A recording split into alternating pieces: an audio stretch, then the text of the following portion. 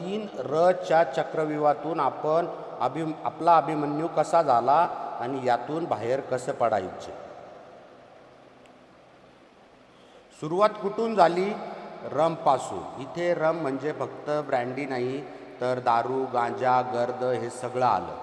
सुरुवातीला आपण दारू प्यालो कारण आपल्याला वाटलं आपण जगातले सर्वात भारी लोक आहोत.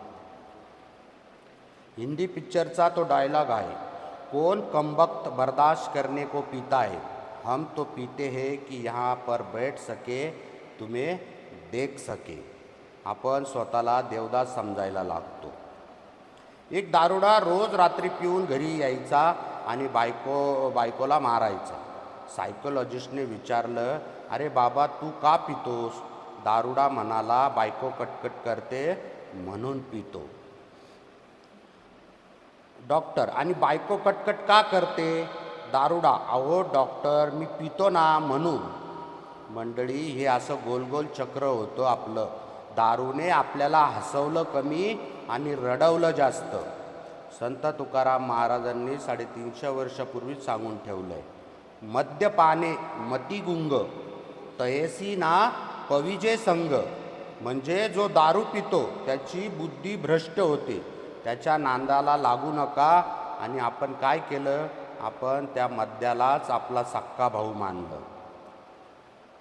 दुसरा रम्मी. जेव्हा रम पोटात जाते ना तेव्हा ती एकटी जात नाही, ती आपल्यासोबत रम्मीला घेऊन येते. रम्मी म्हणजे जुगार, पत्त्यांचा क्लब, मटका, सट्टा किंवा चुकीच्या मित्रांची संगत. दारू पेल्यावर माणसाला वाटतं आपणही भगवान आहे. खिशात 100 रुपये नसतात पण हा गडी लाखाच्या बाता मारतो. महाभारतात काय झालं? धर्मराज युधिष्ठिर हा अत्यंत चांगला माणूस होता, पण त्याला एका रम्मीचं म्हणजे जुगाराचं व्यसन लागलं. शकुनी मामाने डाव टाकला आणि युधिष्ठिराने काय काय पणाला लावलं, राज्य, संपत्ती, भाऊ आणि शेवटी स्वतःच्या बायकोला द्रौपदीला. मित्रांनो, आपणही कलियुगातले युधिष्ठिर झालो होतो.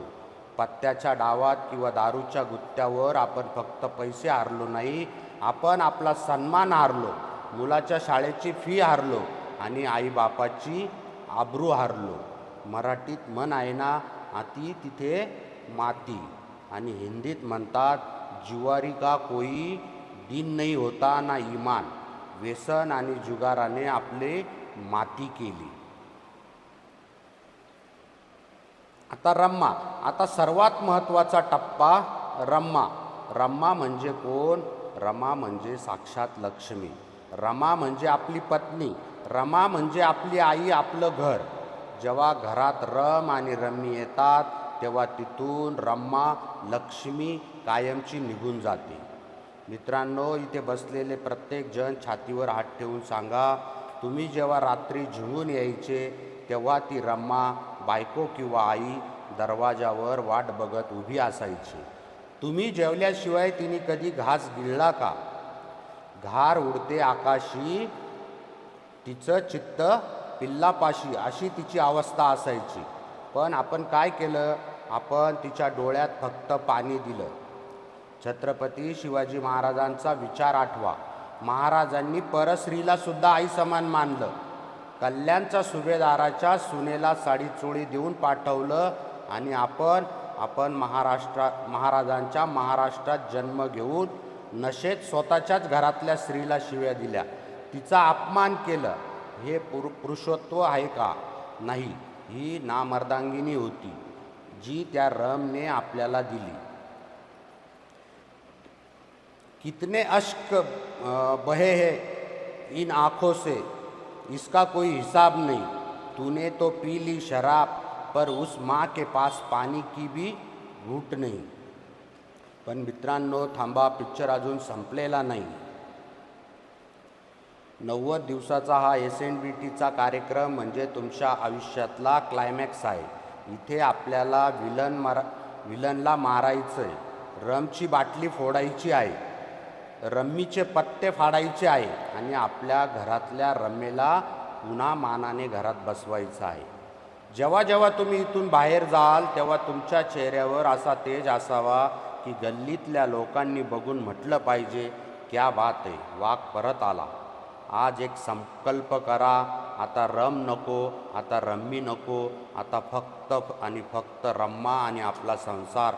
जाता जाता संत ज्ञानेश्वर माऊलींच्या पसायदानातील विचार घेऊन जा.